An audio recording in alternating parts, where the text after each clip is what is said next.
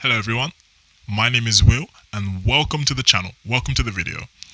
Today I'm quite excited to be kicking off a series in software development. As you all know, this channel has primarily focused on 2D video games design with a view upon the Microsoft technologies.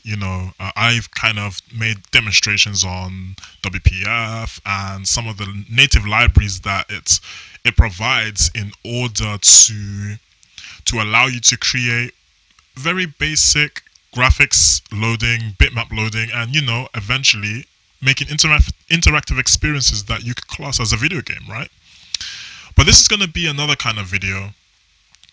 This guy floating above my head, we're going to be exploring how this comes to being, and I'm going to be introducing you to DirectX utilized via the UWP platform. Better said, accessing DirectX 11, the prowess of DirectX 11, but also having the UWP front end in order to create video games.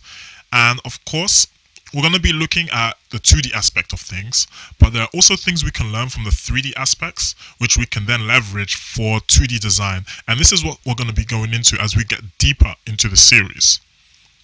So, for now, I'm just going to switch views. Right, let's get straight into the presentation. UWP and DirectX. Universal Windows Platform, known as UWP, allows developers to utilize cross-platform technologies for applications across the topology of Microsoft devices, from Windows PC, Xbox to smartphones, and more. Reception to UWP has been mixed, but there is no doubt that for video games development, with a bias towards lower-level APIs, it is a movement forward from its predecessors, WinForms, WPF, etc.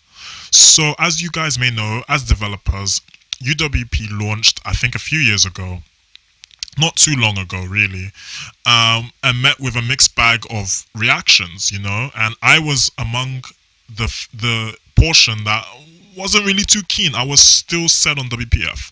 However, when I started to do my research and explore how to truly utilize the platform in order to bring out the best of what it can do with the modern functionalities that it offers, it definitely is a step forward when compared to its older predecessor, WPF, WinForms, and other kind of frameworks that might be utilized to create games such as XNA. So I just want to draw your attention quickly to this diagram, which is a very high-level abstraction and just kind of brings to your attention the distance between the GPU level and the UI level, the user interface level. And DirectX, Direct3D, and the C++ WinRT sort of sit in the middle at different stages of the topology. So we're going to be kind of interested in the part that's in between the DirectX and the Direct3D C++ kind of level, but we're also going to be utilizing the UWP and the UI and the application level with respect to this sort of topology. So, what are the prerequisites? Let's do some housekeeping. This and following videos will not require you to be an expert DirectX developer. The sheer fact that we are simply following an already established standard does not demand us to reinvent the wheel. So because DirectX is already, should I say, a kind of standard that has already been in place, we don't need to worry about having to know everything at the lowest level, because the API sort of takes care of that, and you even get higher level wrappers, libraries and APIs that take advantage of the lower level functionalities. We're not going to be looking too much at certain wrapper APIs which you can utilize at C# level. We're going to be going a little bit lower than that, but you don't have to really worry too much, because with the project templates we're going to be exploring, we're going to be learning from what's already laid out there, and then we're going to be drawing from that to leverage our knowledge and understanding in how to utilize the platform at that level. Nevertheless, certain rudimentary OOP or object-oriented programming terms may be glossed over, assuming basic knowledge of object-oriented programming, basic understanding of the graphics rendering pipeline. You also need some special software and packages. So interestingly enough, I couldn't get the DirectX 11 template to I couldn't even find the template on 2019 edition. Either maybe I was looking in the wrong place, or perhaps maybe it just hasn't been updated, as 2019 is a little bit new. But thankfully, I did find the project templates that I needed in the 2017 edition of Visual Studio, which I still have on my laptop. I have both versions. You also need the DirectX 11, as I just said, the UWP project template, which is available when you're selecting your templates when you're making a new project. You will importantly need the game development with C++ package, which you can find in the Visual Studio installer, and also the Universal Windows Platform development package. And just to be on the safe side, you can also download desktop development with C++. If you have Visual Studio 2017, then simply enter new project template. It'll bring up a viewer, and from that window, select a label that reads Install More Tools and Features. It's probably going to be somewhere at the bottom. From there, you can access the Visual Studio installer and install the needed APIs that we're going to need. So, just to kind of wrap things up with the presentation side of this video, we're going to start really light. We're going to be leveraging a lot on the technologies that are already written and established, because the terrain of programming that we're going to be embarking on is very vast. But it is important we don't skip the major steps in this process, starting with the basics. Ready? Let's go. Also, just to let you guys know, I'm going to be leaving links in the description to some of the source materials and also some information on where you can learn a little bit more about DirectX 11 and UWP. Also, the Microsoft documentation online is it's amazing. It's literally your handbook for navigating what you need to know about the technology. So I highly recommend the Microsoft documentation. I'm going to be leaving a link to that in the description, and it's a really good read to go through some of those articles and just wise up a little bit on the technology. So when you make the project template, I went ahead and I went for, I'll just show you really quickly actually, just so we know what's going on. So when you load Visual Studio 2017 edition, I'm not sure if the window will show on your screen. If not, I will place it up on OBS. Okay, so once you have all the packages installed, you should get under C++ cross-platform the Windows Universal category. From here, I selected DirectX 11 app Universal Windows, and note it's Visual C++. So we're going to need this for what we're going to be starting off at, just to kind of gain a high-level understanding of what's going on at the C++ side of things. So I'm not going to okay that right now because I've already got it open, so I'm just going to cancel. But you're going to want to make your own project, give it a directory, and then hit OK. Once that's all loaded, you're going to find yourself with a somewhat intimidating directory. So note you have some CPP and H files, which stand for C++, and you have your header files. So quite to be expected. I'm going to go, well, I'm not going to load the project now because I already showed you guys at the beginning, it was the rotating cube, but your cube will probably be a little bit different because it will have the famous cornflower blue background. Yeah, and I just changed the color just as a kind of experiment. So no need for me to run that again. We're going to kind of navigate what's going on here and sort of make sense of what's happening. So a good place to start would be my file is called dxgame11 uwp main.cpp, but yours will be the name of your project, main.cpp.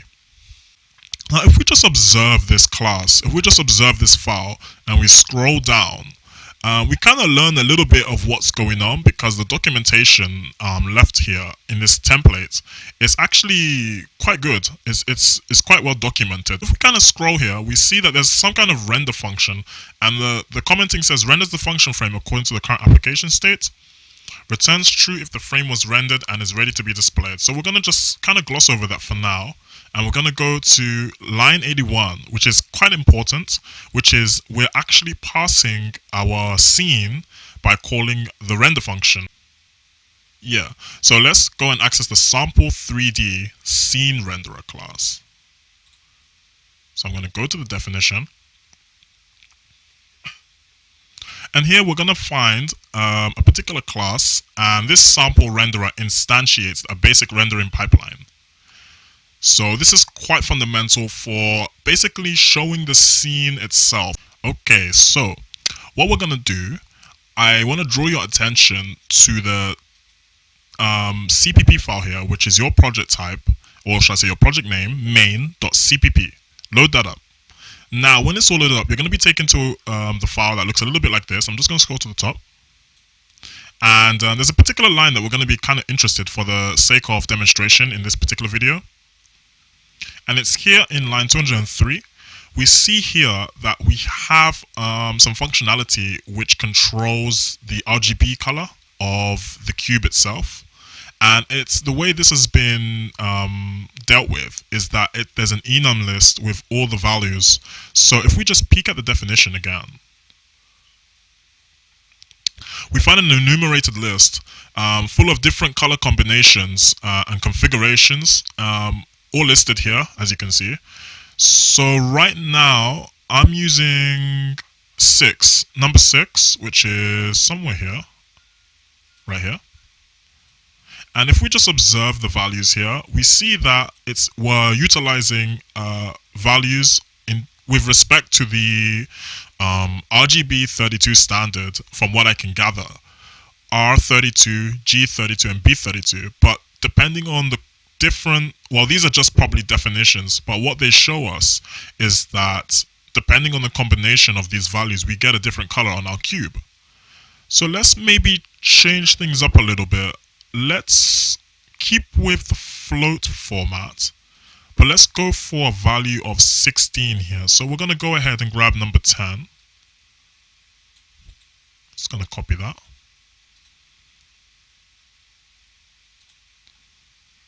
I'm going to paste that here.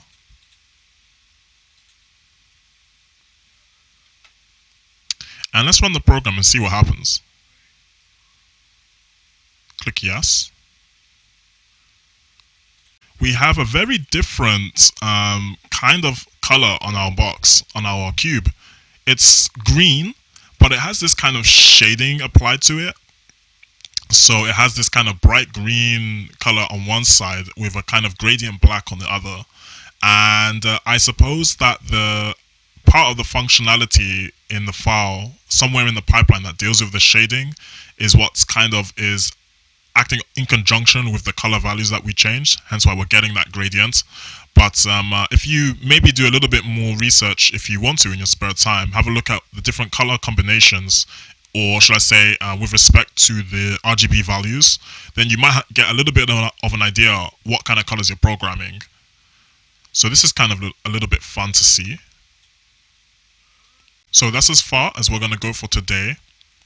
In the next video, we're going to be delving a little bit deeper in how we can manipulate our scene to kind of change things and make things a little bit more interesting, whilst we're going to be delving a little bit more into the standard, the template rather, should I say, better said, in order to learn a little bit more about what's going on and the workflow and the pipelines. Although I just want to leave you with a little thought. As this channel has been focusing on 2D games development, but it would be quite amiss, I believe, if we kind of overlooked what DirectX brings to the table in terms of the 3D realm. So we're also going to be focusing on the 3D elements of utilizing this platform, but at the same time, what can 3D bring to the table that can enhance the 2D experience? And I believe that having 3D based canvases in a 2D context is one good way you can sort of have an enhanced 2D view or a 2.5D view in order to kind of add to the experience that a 2D game may offer. And we're going to be exploring how we can make that a reality in subsequent videos. For now, thank you for joining me on this video. Keep out on the channel for more. And my name is Will, and thanks for watching. Bye-bye. Modern 2D video games development, reaching the limits of Visual Studio and UWP utilizing DirectX. This course is an educational initiative to inform and expose the power and robustability of the universal Windows platform, utilizing DirectX technologies with a view for video games development.